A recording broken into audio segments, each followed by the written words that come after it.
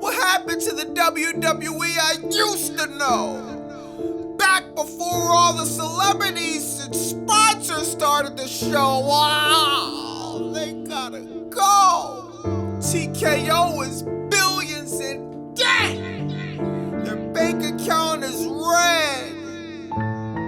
Before we know it, the Fed'll be dead.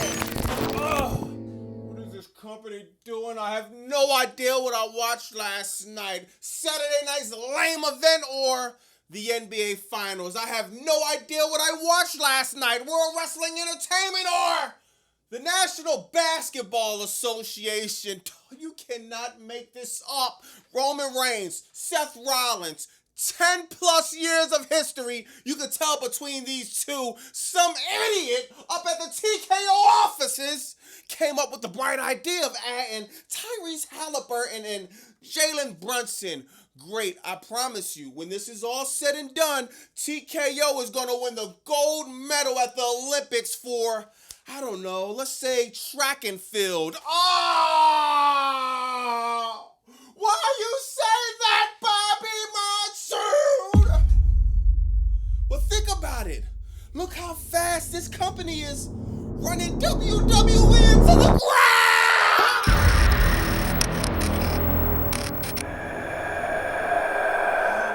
Gosh, Saturday night's lame event was the epitome of slop. We all knew that this was going to be a forgettable show, but WWE continuously amazes me with how bad this company could actually get. The executives at TKO didn't learn from when they had Pat McAfee, a part of Randy Orton and Cody Rhodes' storyline, which resulted in one of the biggest creative botches we have seen thus far. Some companies see something isn't working and at least try to pivot to get better results. WWE sees something isn't working and they decide to do it all over again. When are they going to learn that celebrities don't make people want to watch this stupid show anymore? Fans of professional wrestling could care less about basketball stars, football stars, boxers, soccer players, or any other athlete in any other sport. When we're watching wrestling, we care about the stars on the program. That's it. Now, if you had Victor Wembanyama come out, that might have been a little bit different because New York hates this guy and the crowd would have went ballistic. But for the people that don't follow basketball, we don't even remember Tyrese Halliburton having heat with the Knicks, nor we care. That's not the last thing we've seen.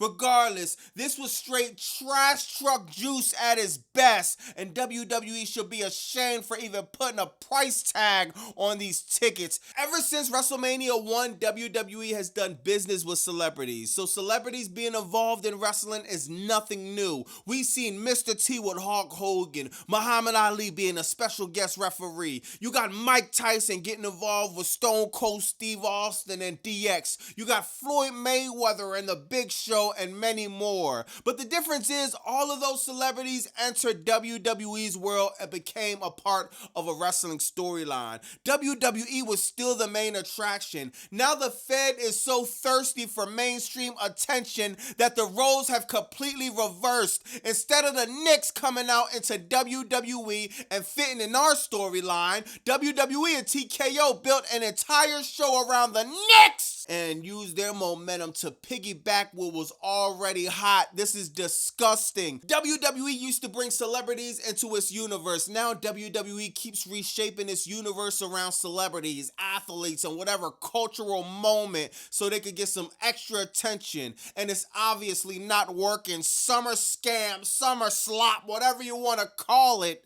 Ticket sales are at an all-time low. AEW, once again, like I said in my last video, is outselling the same event close to almost 10,000 tickets. And AEW card isn't even fully announced yet. This has gotten so bad, SummerSlam tickets are now a whopping, drumroll please, $25? Now, I don't know about y'all, but I'm taking great satisfaction in seeing TKO get humble like this. They really thought they could get away with continuously putting on the most horrible shows possible and people will just show up regardless. Yeah, give me a break. Wow, this is embarrassing. The Fed is doing everything to fill these tickets, man. If you ask me, I guess it's because maybe they was running out of tarps from all of the ones that was being used around the world to fill the empty seats in the venues. So this is just crazy, man. Club WWE discount. Enter a raffle and get free tickets. Now $25 flat rate to get into the scam of the century. If you ask me, it seems like these SummerSlam tickets might have squatter rights. They ain't moving! So Neon was one of the celebrities in attendance at Saturday night's lame event, but earlier that day, it was some controversy that went on backstage at Fanatic Fest. Somewhere in the green room, he was told by WWE he was allowed to stream, so while on his stream, he passes Penta with his mask off, and Penta asked him to delete it, not aware he was live and people were gonna clip it instantly. After the incident, Neon offered an apology to Penta and whoever was offended because he did not intend for that to happen. I'm gonna show y'all this. Nice to meet you. Nice to meet you. No camera? I use mask. Yeah. Can you delete this, please? Oh, yes. I will. Yesterday, you guys took a video of the guy, the wrestler, with his face painted. Okay. You posted it. So today, I didn't post it. I was live. I saw it. Yeah, I saw it. We saw it. So, I didn't post it. but I'm just saying, like, so you can't report him. Just wanted to apologize. It was a clear misunderstanding. They told him that he could take the mask off in that area, and they told me I could stream in that area, and it just flashed, and it happened. It was never my intention. I put you down purpose. I'm sorry. Oh, why you say that, Bobby Monsoon, exclusively on BobbyMonsoon.com. Y'all asked for it and it's here. The Why You Say That t-shirt. I want to thank everybody that's copping the merch, that's liking, commenting, subscribing, hyping, everybody in my lives multiple times in the week, all the people in the chat. I want to thank everybody, man. Y'all really helped the channel grow. Thank you from the bottom of my heart. BobbyMonsoon.com. And Why You Say That shirt now. Back to the content. Saturday night's lame event started off with new tag team champions. Fatal Influence, or is it Fatal Indigestion, or is it Fatal Under the Influence? Is it Fetal Influence? Whatever you want to call them. Laney, Rainey, Reed, something, Fallon, Henley, something are the new tag team champions, and I can't be too mad about this. I was getting so sick of Brie Bella and Paige with these tag team championships. I hated that they won at WrestleMania. I hated that we dragged this storyline out this far. But hey, here we are, man. So Fatal Influence wins, and now we can have more boring, stale matches on Crackdown. If you ask me, I think WWE needs to discontinue the women's tag team championships. Outside of Jade Cargill and Bianca Belair when they had them, this has been a complete non-factor in the women's division. It doesn't help get anyone over. It doesn't help do anything for anyone, dog. Now, one thing about this, they having this as a tag team, I'm guessing, are they original tag team or not? Fallon and Rainey, whatever her name is. I'm not sure if they're original tag team or not. To be honest, it doesn't even matter, dog. The storylines are still gonna suck. The storylines are still gonna be boring. And if you have if this isn't a prize that people really care about, why have it on the show? Next, you got Danhausen and the little Danhausen and Carl Anthony Towns in the most stupid match I've ever seen in my life. I'm sorry, dog. So Danhausen puts his little stuffed cat in the cardboard box. Out comes Carl Anthony Towns, and wow, the crowd goes mild. I don't see how people watch this. I guess if you're watching it lighthearted, I guess you might be 7 years old. I guess if you just like watching slop. Outside of them reasons, I can't see how you could be entertained by this. This was hard to watch.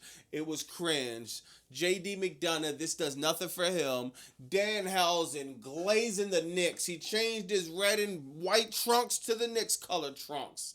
Everything is about the Knicks just because they're in Madison Square Garden. Everything is about the Knicks because WWE doesn't want to tell storylines. They want to ride on a wave that's already hot. This is sad, man. The only spot I really like liking this match when it was disrespecting the jersey, man. You got J.D. McDonough. I think he was ripping the jersey off of Danhausen.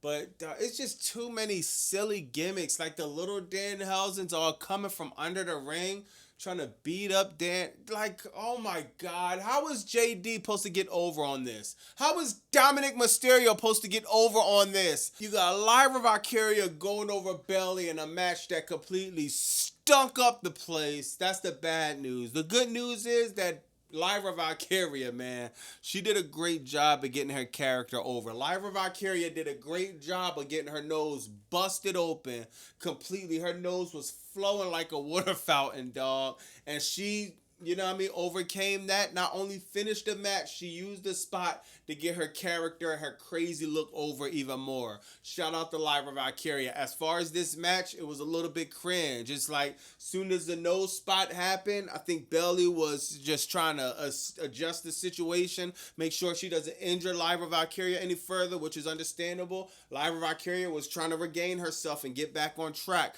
Everyone in the crowd was quiet as a church mouse on this match.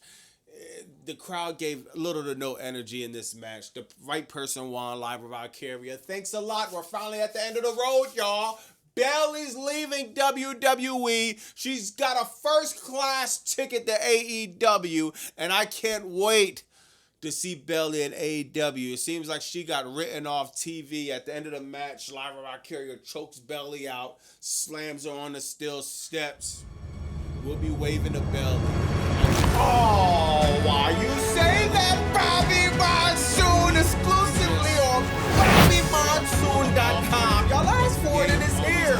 The Why You Say That t-shirt. I want to thank everybody that's copping the merch, that's liking, commenting, subscribing, hyping, everybody in my lives multiple times in a week, all the people in the chat. I want to thank everybody, man. Y'all really helped the channel grow. Thank you from the bottom of my heart. BobbyMonsoon.com. Why you say that shirt now? Fuck! Back to the African American Nightmare. Raheem going over in their match thanks to Nick Aldis, y'all. Nick Aldis spent, how many hours under the ring waiting for a spot to come out from under the ring. Screw Gunther over as the ref was about to count to 3, and now we're going to have Cody Rhodes versus CM Punk for sure at SummerSlam. So thank God WWE didn't change it into a 4-way match. We didn't want it. We actually don't even want CM Punk and Cody Rhodes either. I mean, the match got a lot of potential. The story got a lot of potential. WWE just doesn't care less about telling a story. So we'll see what they do in the next few weeks. This was a cool match, I guess. Like, once again, I felt nothing, no emotion. Even when Nick Aldis came out, all right, Nick Aldis, you're about to wrestle now.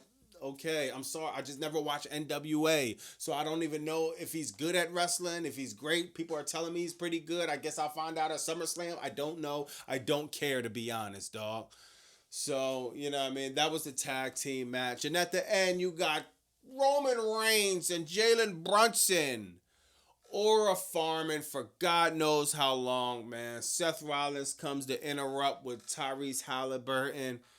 God, this sucks.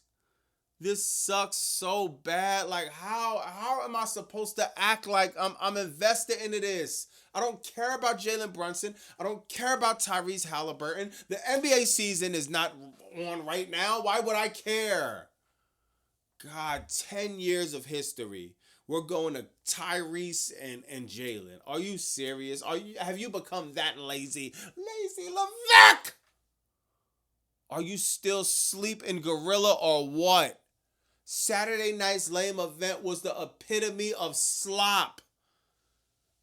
God, man. I don't know where we go from here. Oh, yeah, SummerSlam. So at least we'll get something on SummerSlam.